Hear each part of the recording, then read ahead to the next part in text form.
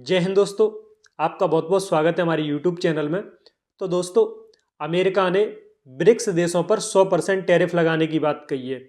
यानी कि ब्राज़ील, रूस, इंडिया, चाइना और साउथ अफ्रीका, ब्रिक्स में फ़िलहाल ये 5 देश हैं। तो इन देशों पर टैरिफ लगाने की बात अमेरिका क्यों कर रहा है? क्यों अमेरिका इतना बौखलाया हुआ है जब से डोनाल्ड ट्रंप चुनाव जीते हैं? ये साथियों हम इस वीडियो में देखेंगे। साथियों, आपको बता दें, अमेरिका के अंदर पिछले 2-3 दशकों से एक छिटपटाहट देखने को मिल रही है, और ख़ासकर अभी 2020 के बाद।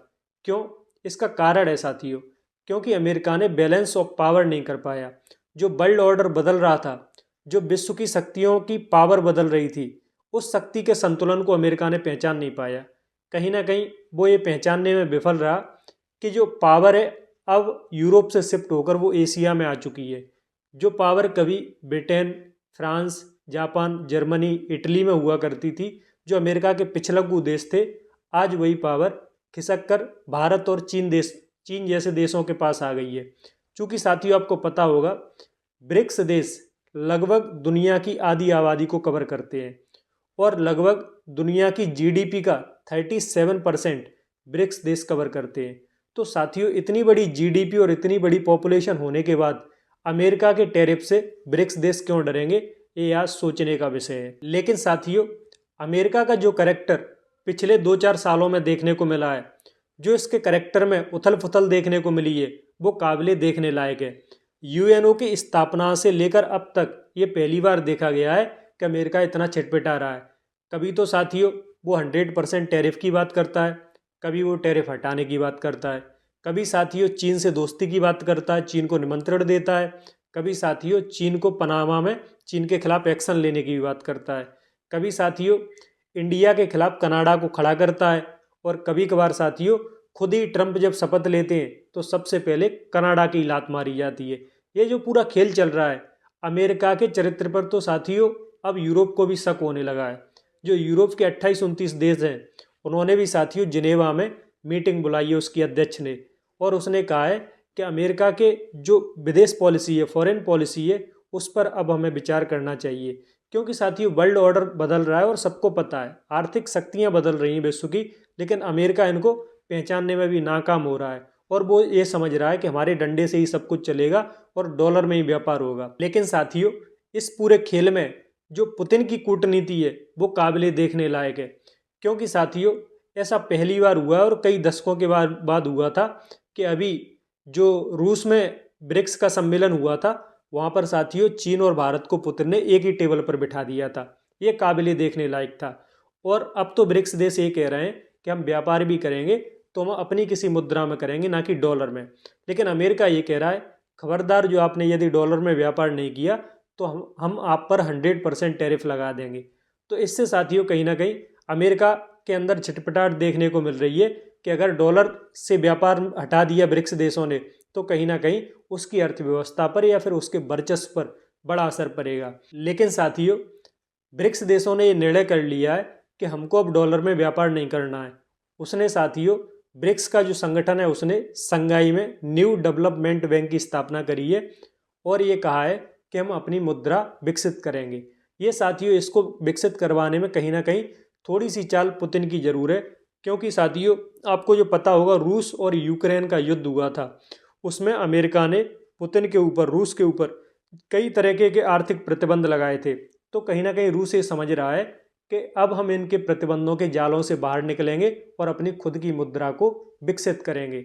इसलिए साथियों पुतिन भी यह करवाने के लिए आमदा हैं, और ऐसा होगा साथियों, आप देखना। क्योंकि ब्रिक्स देश बहुत ही जल्दी वर्ल्ड बैंक और आईएमएफ की तर्ज पर विश्व को कर्जा देने के लिए तैयार खड़े हैं। जो छोटे छोटे देश हैं, जो थर्ड वर्ल्ड कंट्रीज हैं, जो अफ्रीका के देश हैं, उनको कर्जा देंगे। लेकिन अमेरिका को ये डर सता रहा है, कहीं ऐसा ना हो कि जब ये पैसा भी वर्ल्ड में बांटने लगें तो ये अपनी तरीके की रिजीम भी उन देशों में बनवाने लगें, और कहीं ना कहीं साम्यवादी विचारधारा को भी विश्व में थोप ना दें। अब साथियों जो पूरा युद्ध है वो आर्थिक गतिविधियों से लेकर विचारधारा के वर्चस्व की तरफ ये युद्ध पूरा शिफ्ट कर गया है। इस खेल को हमें समझना चाहिए। इस खेल की गहराई बहुत है, इसलिए हमें इसको बहुत गहराई से समझना पड़ेगा। अब साथियों अमेरिका ऐसे ही नहीं झटपटा रहा। अमेरिका के समझ में आ रहा है कि जो वर्ल्ड का नया ऑर्डर बदल रहा है, इसमें कहीं ना कहीं अमेरिका की भूमिका अब थोड़ी सी पीछे बैकफुट पर आने वाली है और कहीं ना कहीं इसमें अब रूस, चीन और भारत का जलवा दिखने वाला है। इसीलिए अमेरिका बार बार धमकी भी देता है और शांत भी रह जाता है। कनाडा के मुद्दे पर साथियों अमेरिका ने हमारे बहुत मजे लिए थे, लेकिन साथियों जैसे ही ट्रंप सरकार में आए तो कनाडा से अब ट्रंप को मजबूरन ये कहना पड़ा है कि हम जो है कनाडा को अपने आधिपत्य में ले लेंगे और कनाडा अमेरिका का पार्ट है। चूंकि साथियों भारत को अब खुश करना जरूरी है। अमेरिका भी ये समझ गया है भारत विश्व में भले ही कोई महाशक्ति ना हो, लेकिन दुनिया के रंगमंच पर कोई कमजोर हस्ती भी नहीं है। ये बात पूरे विश्व के अब समझ में है।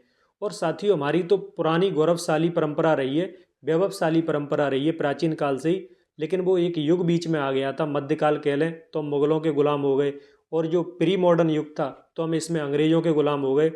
इसमें कहीं ना कहीं साथियों हमारी रियासतों की और रियासतों पर बैठे सत्ताधीशों का जो मदान्ध होना था, उनकी जो गलतियां थीं, उन्होंने एक दूसरे पर जो शक किया, जो आपस में लड़ते रहे, इसलिए साथियों भारत कहीं ना कहीं पिछड़ा विश्व के अंदर, विश्व की राजनीति में पिछड़ा, विश्व के आर्थिक परिदृश्य पर पिछड़ा।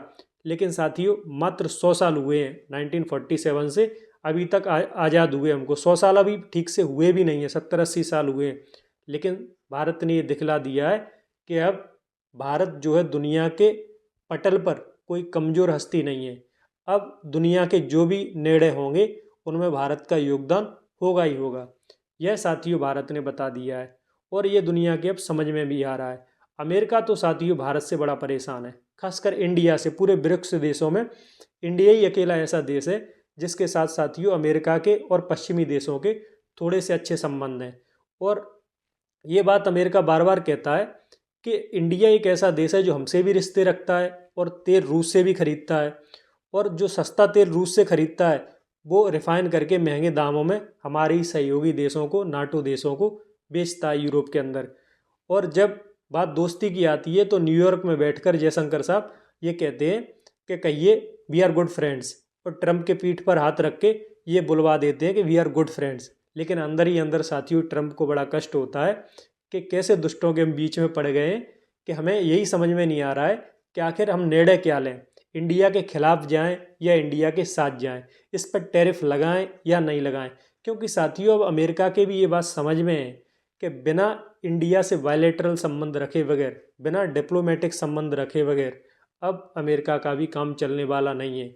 यदि अब विश्व का ऑर्डर डिसाइड इंडिया करेगा, इंडिया जिस भी पाले में जाएगा, चाहे वो अमेरिका के पाले में या रूस के पाले में, उधर ही पड़ला भारी होगा।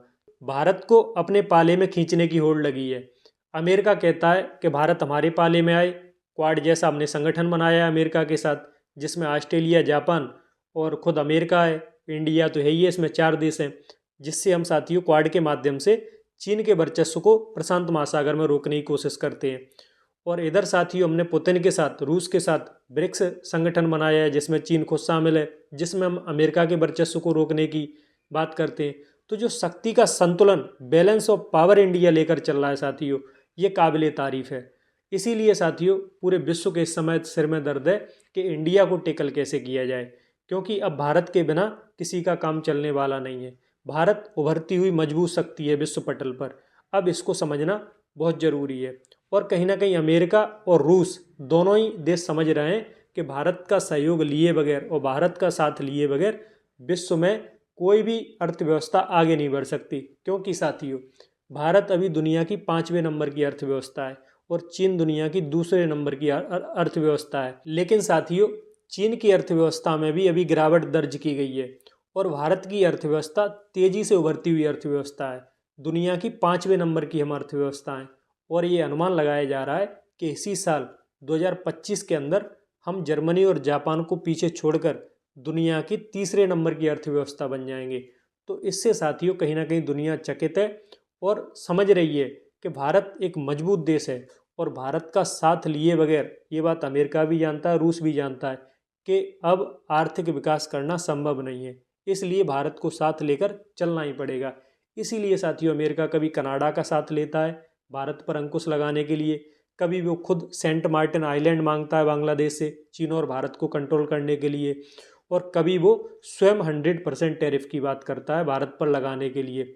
लेकिन साथियों ये केवल अमेरिका की धमकी है, क्योंकि चीन और भारत पर टैरिफ लगाना अब अमेरिका के बस की बात रही नहीं है, क्योंकि इनकी कई बिलियन डॉलर की इकोनॉमी है दोनों देशों की, और अब ये दुनिया के रंगमंच पर छाए रहेंगे। और ये बात सही है, अब दुनिया का शक्ति संतुलन पश्चिम से शिफ्ट होकर एशिया की तरफ आ रहा है। ये बात भी अमेरिका को समझनी चाहिए। तो फिलहाल दोस्तों इस वीडियो में इतना ही। आगे भी ऐसी ही रोचक और महत्वपूर्ण अंतर्राष्ट्रीय घटनाएं आपके लिए कवर करते रहेंगे। जय हिंद, जय भारत।